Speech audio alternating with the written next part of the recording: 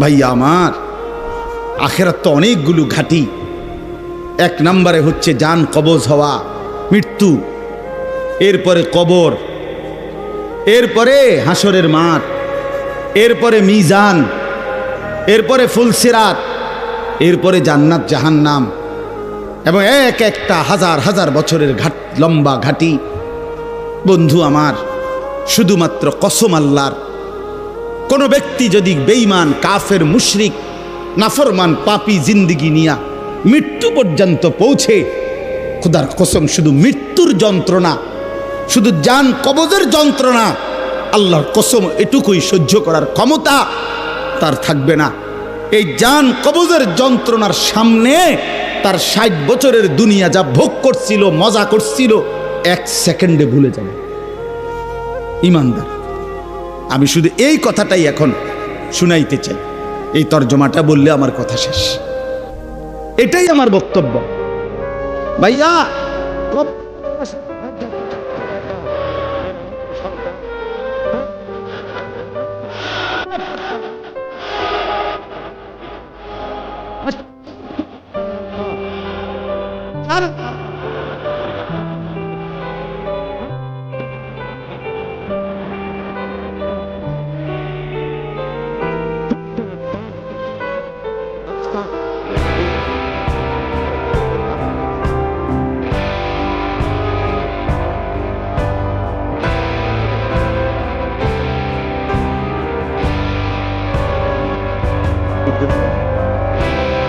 এই কথাটা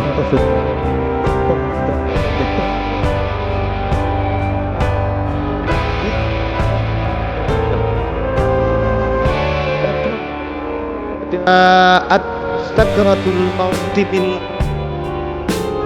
ذلك ما ربنا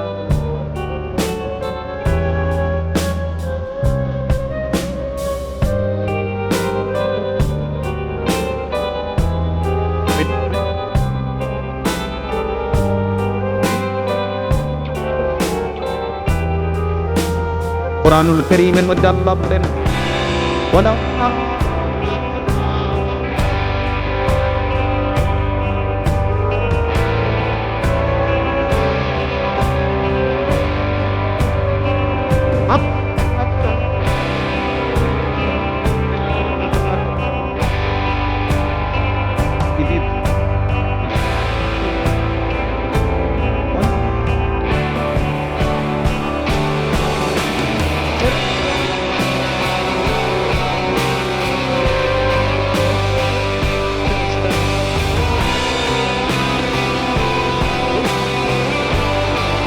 এই না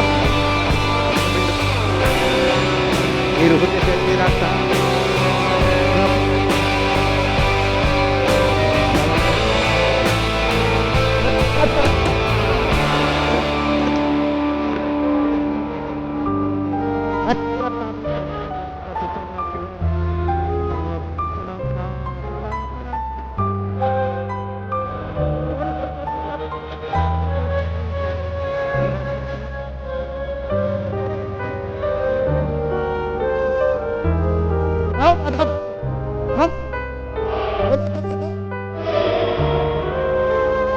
এটা তোমার বাপ থামাও।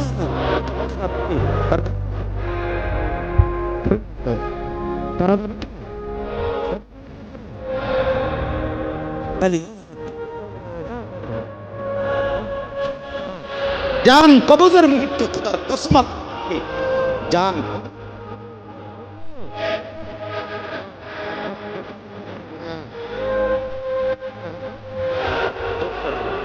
তুই tarik makstan tata makstan ay nafar তোর এখন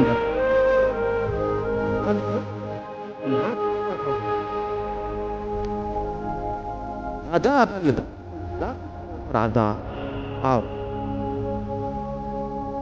খবরের ঘন্টা কত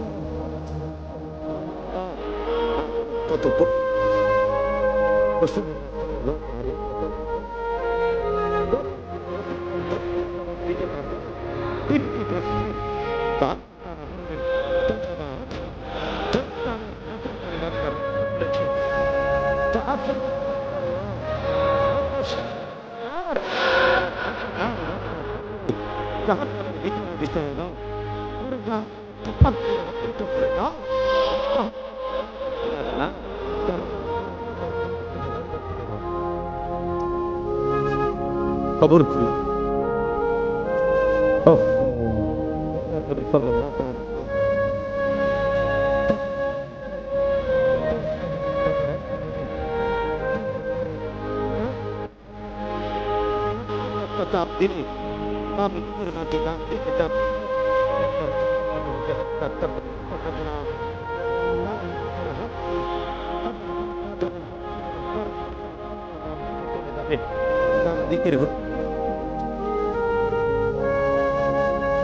ভাইয়া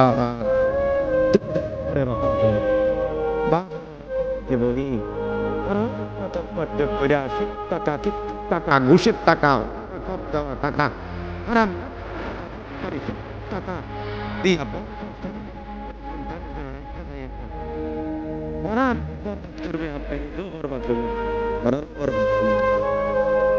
শুধু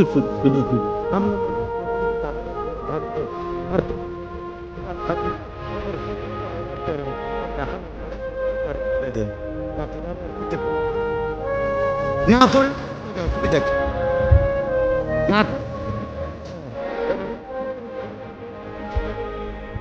কথা বলেন না কেন? না না বল কেউ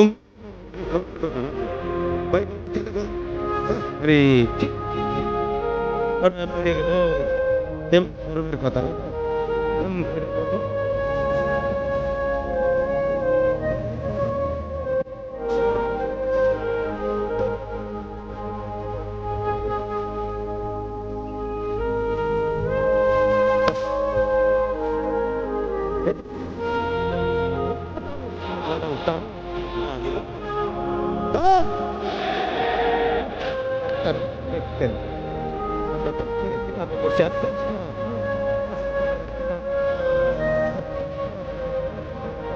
আখিরা অনেক সুন্দর কিতাব, ইমাম কুরতুবীর খুব সুন্দর।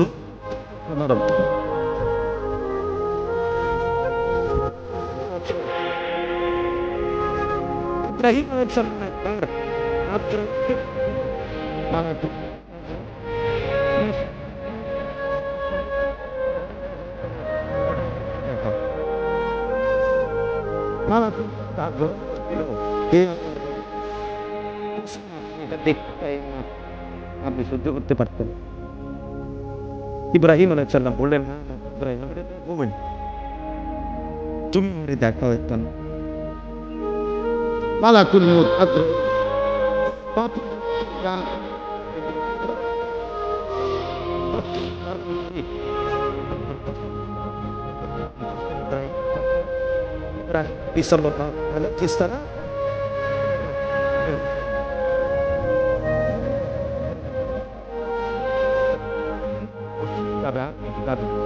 ইব্রাহিম আলাইহিস সালাম আপনাকে আপনার জাতের কসম আল্লাহ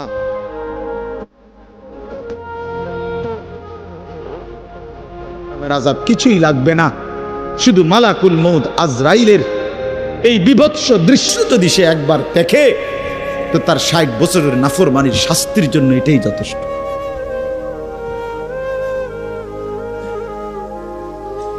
হ্যাঁ, আখরিজু আনফুসাকুম, এখানেও আল্লাহ তাআলা এই কথাটা বলছে। ফালাউলা কাল্লা ইদা বালাগাতিত তারাকিয়া, আল্লাহ তাআলা বলেন কখনোই না বান্দা, অর্থাৎ কোনোভাবেই থামাইতে পারবে না। ইদা বালাগাতিত তারাকিয়া, প্রাণ যখন, রূহ যখন কলিজা থেকে ছিঁড়ে ফেরেশতা মালাকুল মউত টান মারবে, যখন কণ্ঠনালীতে পৌঁছে যাবে, তখন আর কোনো নাফরমান, কোনো তওবা, কোনো ইস্তিগফার, কোনো চিৎকার, কোনো ঝাড়, কোনো ফুক, কোনো ডাক্তার, কোনো কবিরাজ, কোনো বৈদ্য, কোনো কিছু দিয়েই আর নিজেকে ফেরাইতে পারবে না।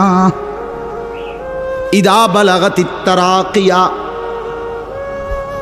যখন কণ্ঠনালীর মধ্যে ফেরেশতা টান দিয়ে বের করে ফেলবে রূহ, কলিজা থেকে, কলব থেকে রূহকে টেনে ধরবে, যখন কণ্ঠনালীতে চলে আসবে, ওয়াকিলা মান রাক, আশপাশের সকলেই তখন বলবে এই ব্যক্তি যে ছটফট করতেছে তারে এখন কোন কবিরাজ দিয়া ঝাড়াবে।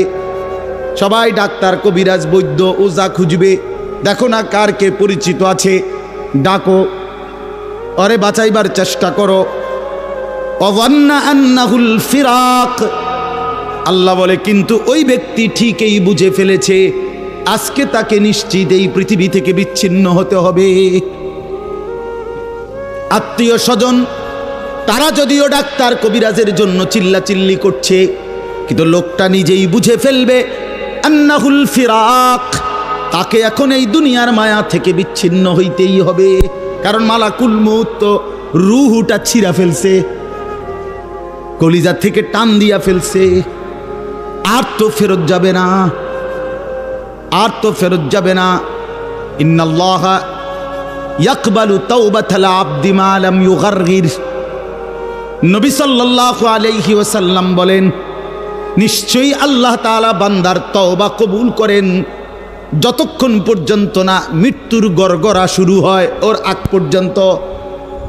ফেরেশতা টান দিলে মৃত্যুর যখন গড়গড়া শুরু হয় তখন যদি কোনো বান্দা তওবা করে আল্লাহ তাআলা সেই তওবা কবুল করে না। এবারে দম টানে, একেবারে সোজা হইয়া গেছে। এই সময় হুজুর আনছে 200 টাকা দিয়া, হুজুর আব্বারে গুদ্দুর বেহেস্ত বুঝ কইরা দেন, তওবা ভরাইয়া দেন, তওবা। এই সারা জিন্দিগির সিটারি বাটফারির তওবাটা এই 200 টাকা দিয়া আব্বারে মিল কইরা দেন। হ্যাঁ, বেহেস্ত দিয়া দিব। বেহেস্ত হুজুরের আব্বার সম্পত্তি। হ্যাঁ, কথা বলেন না কেন? বেহেস্ত হুজুরের বাপের সম্পত্তি। এটা তো এটা কি ধরনের তওবা, কিসের তওবা এটা? এই ব্যাটার তো কোনো এহসাসে নাই। আরে বোঝেন নাই আমার কথা? তার তো কোনো অনুভূতিই নাই, হে তো লড়েও না, বুঝেও না, হে তো জানে না কিসের করছে, কি করতেছে। আল্লাহ তাআলা বলছে ওয়াল্লাযীনা ইযা ফাআলু ফাহিশাতান আও যালামু আনফুসাহুম যাকারুল্লাহ ফাস্তাগফারু লিযুনুবিহিম। আল্লাহ বলছে আমার বান্দা যত বড় নাফরমানি করুক, করতে করতে যদি বড় থেকে বড় জুলুমও করে, কিন্তু তৎক্ষণাৎ যদি আমি আল্লাহকে স্মরণ করে আর আমার কাছে 2 হাত তুলে মাফ চায়, পিছনের গুনাহ যদি ছেড়ে দেয় আর করবে না যদি ওয়াদা দেয়, খোদার কসম কোরআনে আছে, আল্লাহ বলেন বান্দা আমি পুরাপুরি 100% মাগফিরাত দিয়ে দেব, পুরা মাফ। উলাইকা জাযাউহুম মাগফিরাতুম মির রাব্বিহিম। যখন তোমার বুঝ ছিল তখনই তুমি তওবা করছিলা, ঠিক আছে, কিন্তু যখন মৃত্যুর যন্ত্রণা শুরু হয়ে যায় তখন আর তওবা কবুল হয় না। ওয়ালাইসাতিত তাওবাতু লিল্লাযীনা ইয়ামালুনাস সাইয়্যাত হাত্তা ইযা জাআ আহাদাহুমুল মাউতু ক্বালা ইন্নী তুবতুল আন। এই যে কোরআন শরীফের আয়াত, আল্লাহ বলেন ওই ব্যক্তির তওবা নয়, পুরা জিন্দেগি নাফরমানি করেছিল, অতঃপর যখন মৃত্যুর সময় আসলো আজরাইল উপস্থিত হলো, এখন বলতেছে আমি আল্লাহ এখন তওবা করলাম।